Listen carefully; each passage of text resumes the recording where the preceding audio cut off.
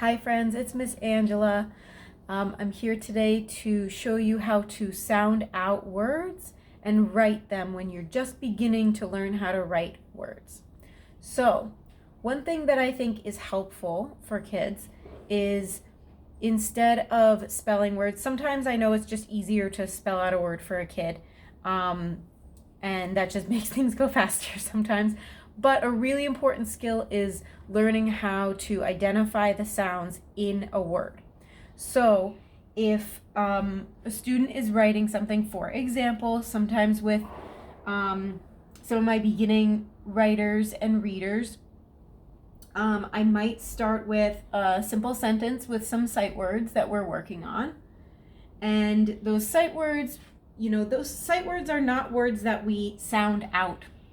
They are words that we learn. The reason why we call them sight words is because we need to recognize them by sight. We need to recognize them by looking at them, because the spelling rules there are so many spelling rules that for beginning readers and writers, it's just easier to memorize them, basically. They're also called high frequency words. So that might be the term that you've heard. Sight words, high frequency words, same thing. So some beginning sight words are I, C, and A. And today I was actually just working with some students on building a sentence based on a book that we read about some zoo animals. So we read a book about zoo animals, and a lot of the repeating sentence in the book was I, C, A, and then it would tell us the animal that was pictured on the screen. You can't see, but I put a period at the end of my sentence here. I left a blank space for the animal name. So when my students were writing this sentence in their book after we read, they chose an animal from the book that they wanted to write here, and then they did a little drawing to match it. Super cool. So when they were choosing their animal, though, I wanted to make sure that they were sounding out the word. This can be a little scary for some kids at the beginning because they might be just used to either knowing the word or not knowing the word and having a grown-up spell it for them letter by letter. And which again has its place. I think that it's an important skill, though, that I want to work on with my students who are beginning to write, to identify first. You're going to identify the first sound. Okay, that's kind of the beginning skill for writing words and sound spelling words. So, for example, one of my students chose lion. That was the animal that they saw in the zoo book, and that they chose to write about and draw about. So lion, what we did together was I asked them to say the word, and I said the word too. You might have to say it a few times, and that's okay. This is going to take some time at the beginning when a student or child is learning this skill. So saying the word lion, lion, and I use my finger, I touch my chin and I bring it out to kind of demonstrate stretching out that word and saying it slowly and really paying attention to the sounds. Lion. What's the letter sound that you hear at the beginning? That's what I would ask my students. And if they are really comfortable with the alphabet, then they might be able to say, lion, and after a few tries, they might start to think L. If they're not very comfortable with the alphabet yet, I try to make sure that there's an alphabet chart nearby, or if you're at home doing this online, it's really easy to just find an alphabet chart. You might even have one in your home. And here's one of mine. It's uppercase letters.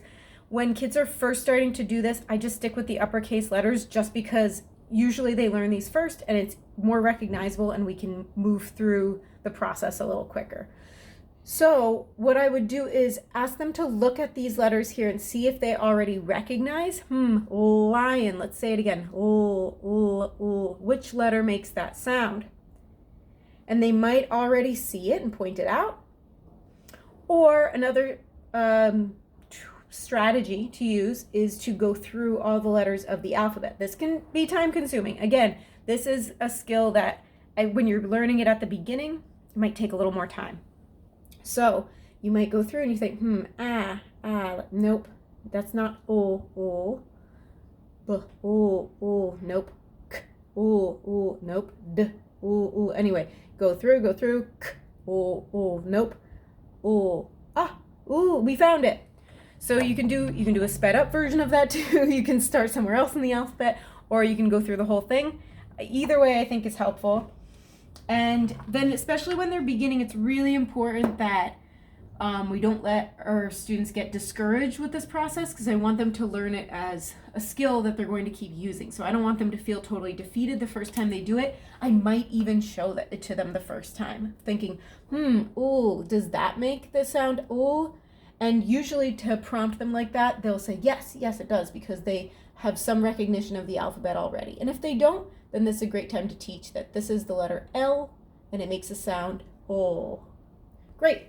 So we have it, and they can write it. And even if they wrote these letters lowercase, I still would have them just write the new word uppercase. But either way, whatever's like the easiest for them. If they start writing it lowercase, fine, I don't correct them. So a beginning sound speller their sentence might look something like this. And we'll read it together. We'll say, great job. You found that first sound of lion. And now for a really beginning, noise outside my window, for a really beginning reader, this means lion. So I wouldn't say I see a L. I would read with them to really validate that this is a word that they just wrote. This signifies lion. I see a lion. Great job. And then I'd have them draw the picture. If they're at the next level of being able to hear the ending sound, so first goes beginning sound, and then kids are able to identify usually the ending sound. So I would spell it or sound it out with them again, lion, and really pronounce that ending part, lion. Again, if they only are here, stop there, have them draw the picture, that's it. But if it's a student that you already know that they maybe they chose L really quickly because they knew the alphabet super well, and they could hear that first sound really quickly. If they can, then also push them to hear that ending sound too. Lion, and I might even start here if they're, new to the alphabet still too, and say, this one makes n. It's really close, but not quite it. Like nest. Give them maybe the word that they associated it with. Lion. So another version of this might be like this. I see a lion. Great job. You wrote the word lion with the sounds at the beginning and the end. And then as kids get more comfortable with this process and comfortable with their alphabet and writing, you might begin to have them hear the first sound, whatever middle sound they hear, and the ending sound. Okay? So that's kind of the next step. After they've been doing this for a while, they've been doing the first sound for a while, first and last sound for a while, and then once they're comfortable with the first and last sound, I would start pushing them to hear middle sounds. Doesn't have to be all the middle sounds. It could be a long word. One of my students chose penguin this morning, right? And so a beginner with penguin, we would do that whole process, and they would identify this as the beginning sound. I see a penguin. Great job. And then next level would be I see a penguin. Find that ending sound with them. If a kid is at that stage where they can identify the middle sound, you would start with the beginning sound and you'd go through in sequence of the word. So you start with that sound. What do you hear at the beginning? Penguin. We got that down. Penguin. They might hear the G in that. So you might say penguin. What else do you hear in the middle? And usually by this stage of development in the process, kids can usually hear a sound. And I would say any sound. It's okay if it's different too. Like if they hear a penguin and it's like penguin and they hear an O or something like that, fine. I would say if they hear a G, this can be penguin. This is totally a typical kind of response. They might also hear like I or something, penguin, right?